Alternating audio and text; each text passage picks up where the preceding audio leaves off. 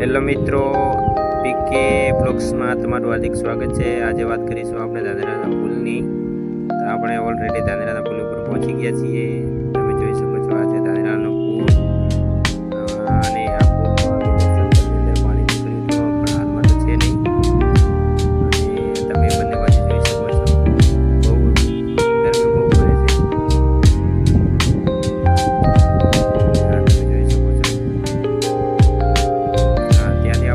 પુલની ઉતરતા જ પોલીસ ચોકી આવે છે, જે તમે જોઈ શકો છો। પોલીસ ચોકી સામે આવી ગયો પેટ્રોલ પંપ આવી ગયો, એટલે આપણે પેટ્રોલ લઈ જવાનું હતું, એટલે આપણે ત્યાંથી નીકળી ગયા।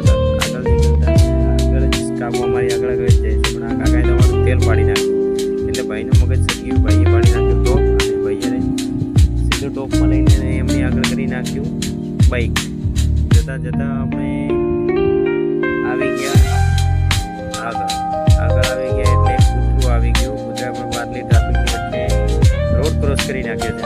સારું કહેવાય, સારી બાબત કહેવાય। ત્યાંથી આપણે આગળ આવતા અહીંયા ટ્રેક્ટર ગેરેજ છે, એની આગળ આવતા આપણે આવી ગયું ડીસાનો પુલ, જે બોર્ડ કહેવાય કે ડીસા આટલા કિલોમીટર છે જવા માટે ડીસા। એની બાજુમાં જસ્ટ આવી ગયું Dhanera police station. Dhanera police station આવતાની સાથે જ કારગિલ રસ્તા સોરી